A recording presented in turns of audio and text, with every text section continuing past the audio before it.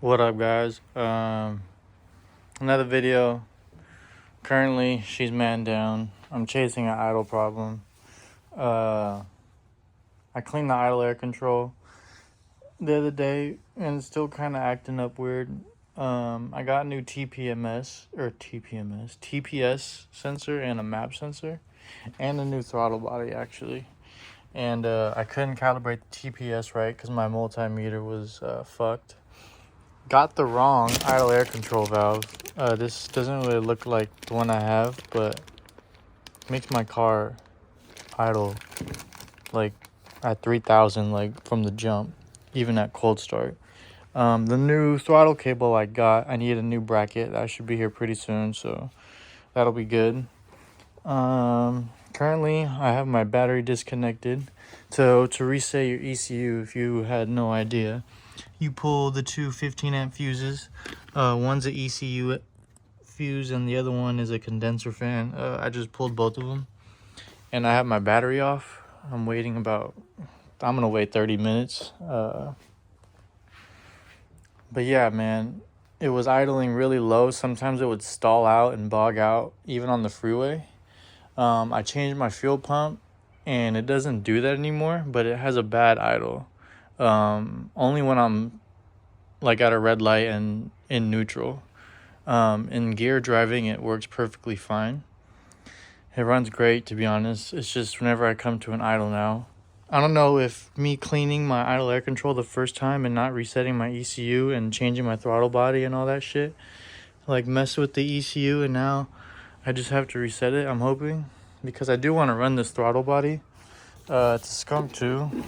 It's the Alpha series. I want to run that with my new cable.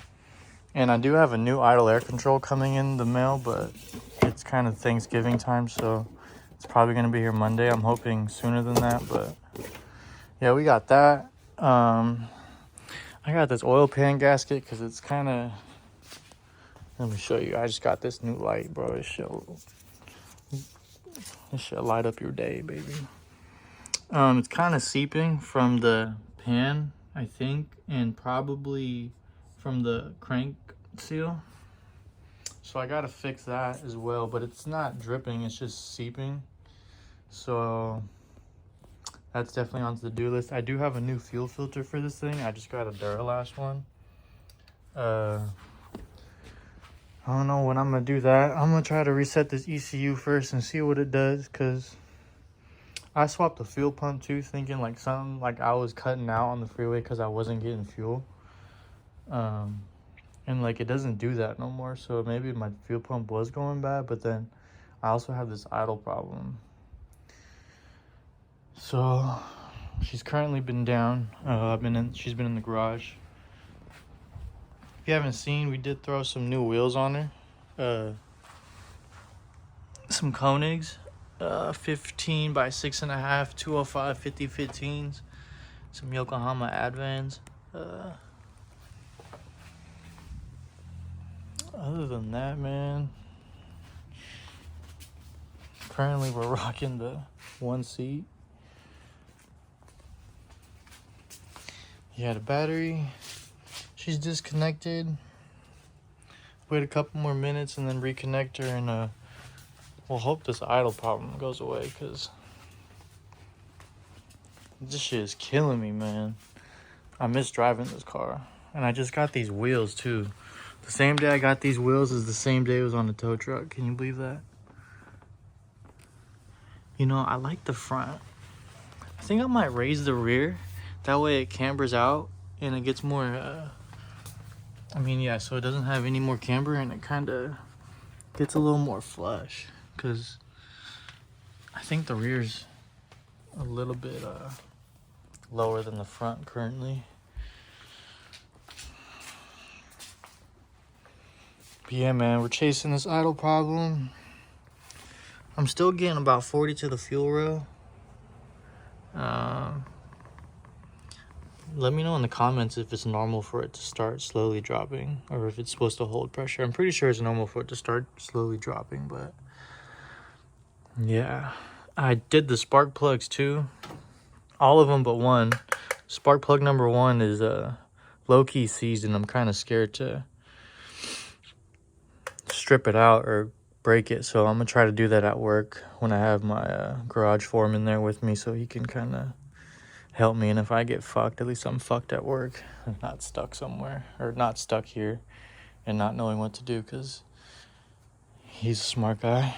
Anyways, yeah, that's the update on the Civic. She's been through a lot, but we had the whole throttle body swapped. I couldn't get the TPS right, I think, because it was still idling crazy, but I didn't reset the ECU either, so shit, I don't know, man. I don't know. Yeah, once I get the cable, I might try to put it back. If this works, if me resetting this ECU works, I'll put the old throttle body back on with the new cable and bracket. And hopefully I can figure out how to adjust the TPS, because that's going to be a bitch, I'm not going to lie. You have to probe it from the back, get it to read 0.45 closed and about 0.5 completely open. That's your throttle. Yeah, I tried to do that, but my shit was not working. It wasn't zeroing out. But I mean, I don't really have vacuum leaks. Like, everything's plugged. If you notice, like, something I should do, like, it used to be connected from here to, I think, the intake, but I just removed that, put the breather. I don't know if it really needs any of these hoses, because I mean, it was chipped and tuned, but I wasn't the one to do it, so I'm not sure. So I'm just not sure, but this is what we're fighting. I'll get back to you when we start it up. All right, can't tell, she's idling good. I got the new throttle cable bracket swapped on. This whole time, I had too many plugs plugged. I think I need to get a filter breather for this.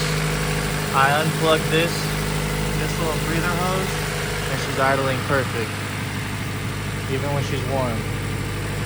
So I think I need to add another filter breather to the intake, and I should be good.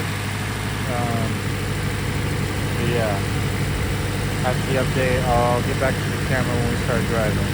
Just wanted to explain that. Maybe I'll explain it better in the car.